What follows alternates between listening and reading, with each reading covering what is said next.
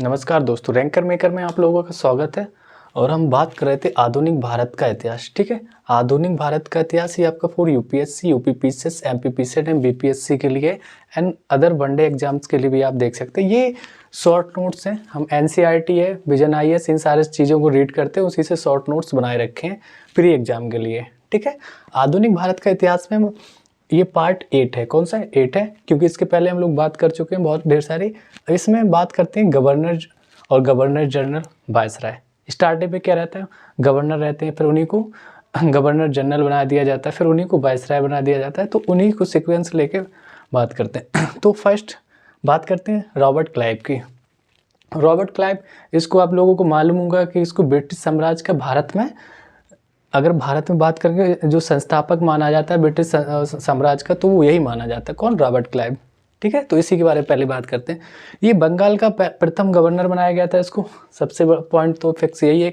और 1758 से 1760 तक ये पहली बार, मैंने आपको पिछली क्लास देखेंगे आपको बताया था कि 2 बार बनाया गया। तो 1758 से 1760 और 1765 से 1767 तक। ठीक है, अब इसने सुधार क्या किए थे? तो इसने सुधार तो ये किए थे, असैनिक तथा सैनिक, 2 चीज़ों में सुधार किया था। सैनिक में और सैनिक में क्या क्या आ जाता है? तो असैनिक की बात करें, इसमें इसने कहा था कि उपहार लेना बंद कर दिया, क्योंकि यहाँ पे भ्रष्टाचार ही बढ़ रही थी। ठीक है, उपहार लेना बंद कर दिया। जैसे अपने मोदी जी ने अभी तो बंद कर दिया था कि राजनीतिक पार्टियाँ क्या है, महंगे महंगे उपहार नहीं ले सकती हैं। तो क्योंकि भ्रष्टाचार बढ़ता है, उससे उपहार के चक्कर में लोग क्या करते हैं, ढेर सारे पैसे डोनेट कर देते हैं। तो इसने उपहार लेना बंद कर दिया था। नेक्स्ट था निजी व्यापार बंद कर दिया था, कि जितने भी अंग्रेज आए थे यहाँ कंपनी के अंडर में काम करेंगे, कोई भी अपना निजी व्यापार नहीं करेगा। ओके, नेक्स्ट था आपके आंतरिक कर देना अनिवार्य कर दिया। आंतरिक कर देना कि आप जिस सीमा में कार्य कर रहे हैं वहाँ पे आपको कर को देना अनिवार्य कर दिया था इसने। ठीक है, और ये बता दिया मैंने कि भारत में ब्रिटिश संस्थापक, इसको संस्था का संस्थापक ऐसे ही कहते हैं। और ये सैनिक में क्या था इसने, कि सैनिक में दोहरा भत्ता बंद कर दिया था। दोहरा भत्ता नहीं मिलेगा किसी को, और ये केवल उन्हीं को मिलेगा जो 1766 के बाद, 1766 के बाद के केवल बंगाल और बिहार की सीमा के बाहर जो लोग कार्य करते थे उन्हीं को ये दोहरा भत्ता मिलेगा, और बकाया सबको बंद किया कर दिया था। तो ये असैनिक सैनिक, इसकी ये चेंजेस थी रॉबर्ट क्लाइव के बारे में हो गया। नेक्स्ट बात करते हैं वॉरेन हेस्टिंग्स, जो 1774 से 1785 तक ये रहा था। ठीक है, कौन है? वॉरेन हेस्टिंग्स, 1774 से 1785 तक। इसने क्या कि बंगाल का प्रथम गवर्नर जनरल। देखिए ये कौन था? ये गवर्नर बनाया गया था। ठीक है, फर्स्ट मैंने लिखा है, यहाँ लिखा है फर्स्ट गवर्नर। ये क्या है? First governor general. बस यही चीज़ देखने, यहाँ पे जो लिखे ना, गवर्नर, फिर गवर्नर जनरल, फिर वायसराय, तो ऐसे ये चेंजेस होते रहेंगे। तो बंगाल का फर्स्ट गवर्नर जनरल नियुक्त किया गया किसे? वॉरेन हेस्टिंग्स को 1774 से 1785 के लिए।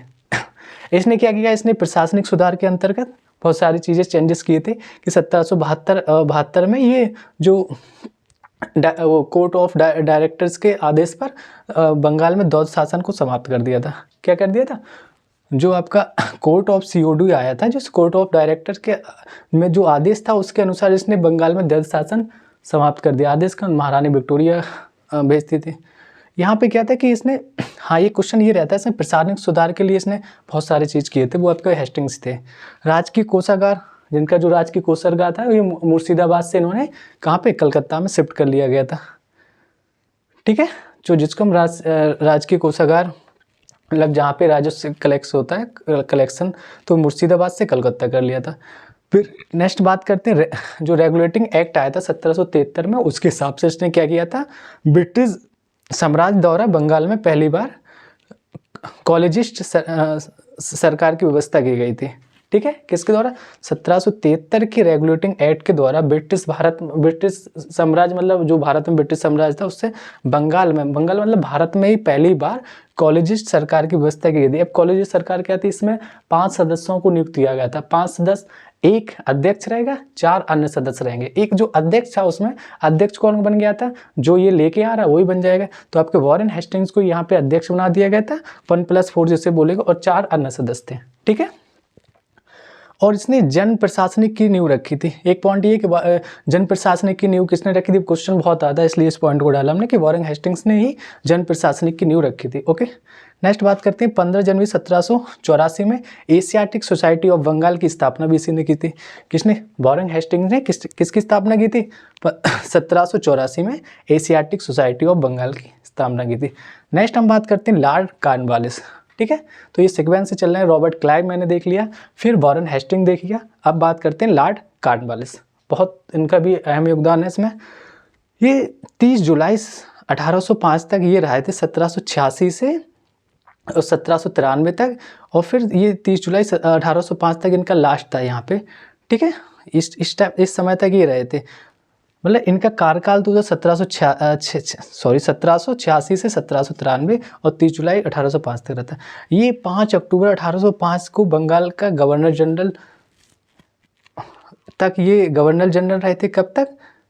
देखिए ये मतलब और तो कार्यकाल इनका रहा था 1786 से 1793 तक, लेकिन इनको जो गवर्नर जनरल बनाया था 30 जुलाई से 1805 से 5 अक्टूबर 1805 तक ये बनाए गए थे, क्योंकि 1805 में ही इनकी 5 अक्टूबर को ही मृत्यु हो जाती, ठीक है।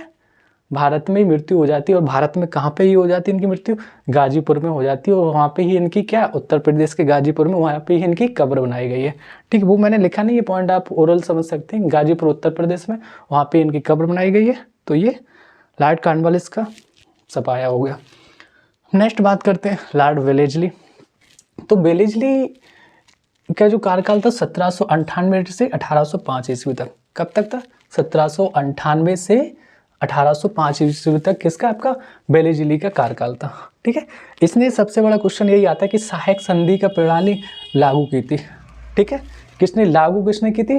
लॉर्ड वेलेस्ली ने सहायक संधि की प्रणाली लागू की थी। लेकिन अगर हम बात करें सहायक संधि की जो आविष्कारक कौन थे, तो वो डुप्ले थे। डुप्ले ने 1765 में सहायक संधि प्रणाली का आविष्कार किया था, लेकिन इसे जो लागू किया था अच्छी तरीके से वो लॉर्ड वेलेस्ली ने किया था।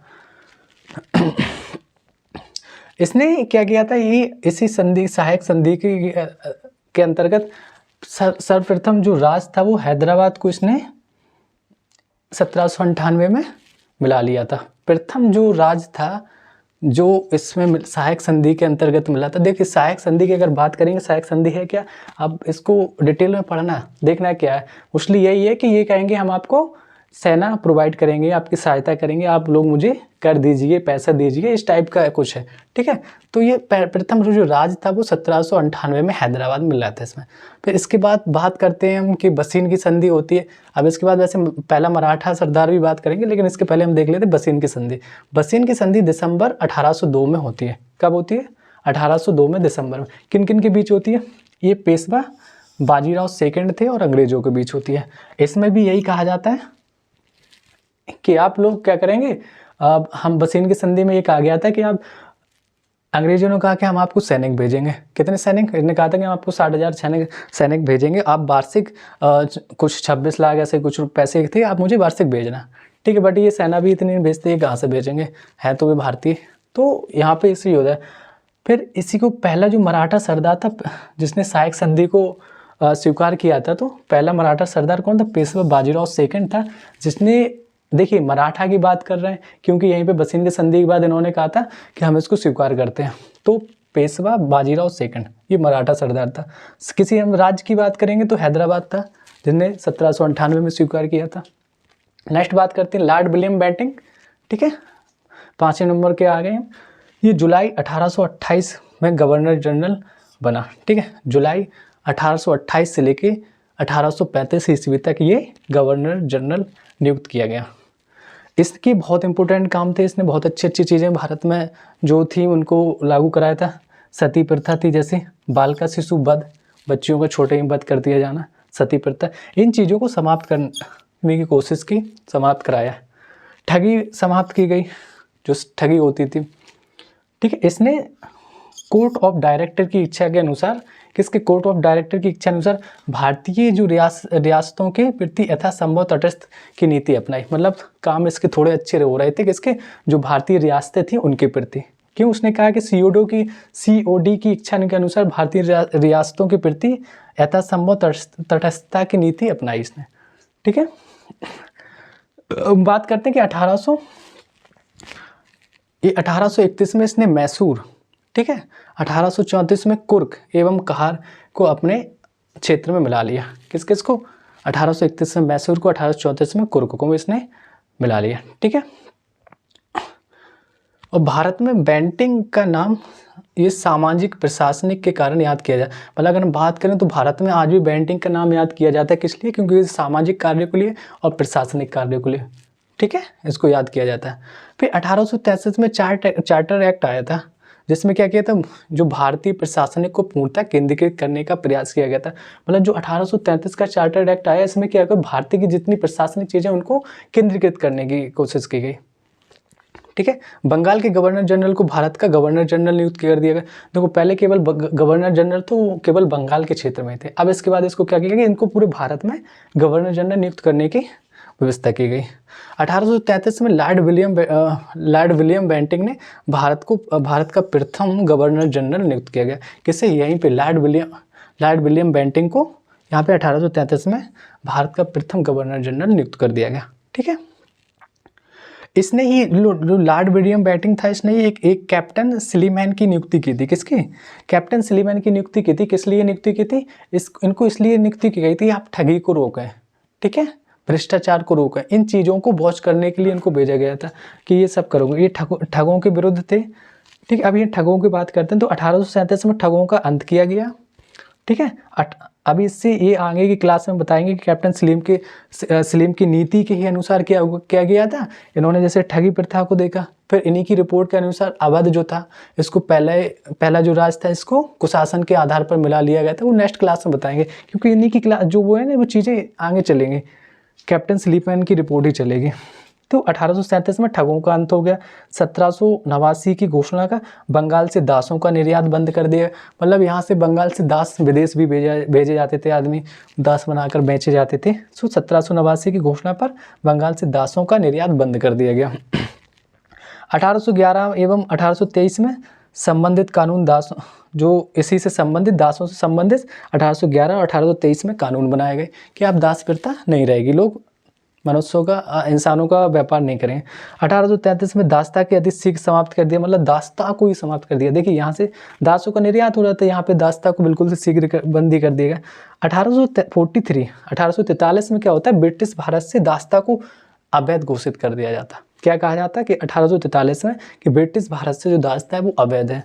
नेक्स्ट 1860 में भारतीय दंड संहिता के हिसाब से क्या दास्ता को अपराध घोषित कर दिया गया।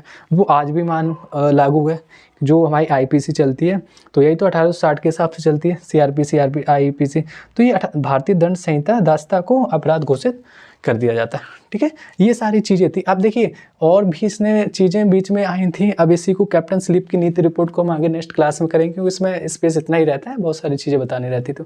तो आई होप आप लोगों को ये चीज़ें शॉर्ट में बताई जा रही हैं। आपकी एनसीईआरटी है, बिपिन चंद्रा और विजन आईएएस के नोट्स हैं, हम उससे शॉर्ट नोट्स अपने कलेक्शन बनाते हैं, उसी को यहाँ पे पॉइंट आउट करते हैं आप लोगों। तो आई होप आप लोगों को चीज़ें समझ में आ रही होंगी, और इसी को बस कंटिन्यू हम लेते आएंगे डेली क्लास। और हमारी एक क्लास और ज्योग्राफी का एक सेशन इवनिंग में स्टार्ट करने जा रहे हैं। तो आप लोग चैनल को ज़्यादा से ज़्यादा लाइक करें और सब्सक्राइब करें। कोशिश रहेगी कि आपको कंटेंट बेस्ट मिले। Thank you.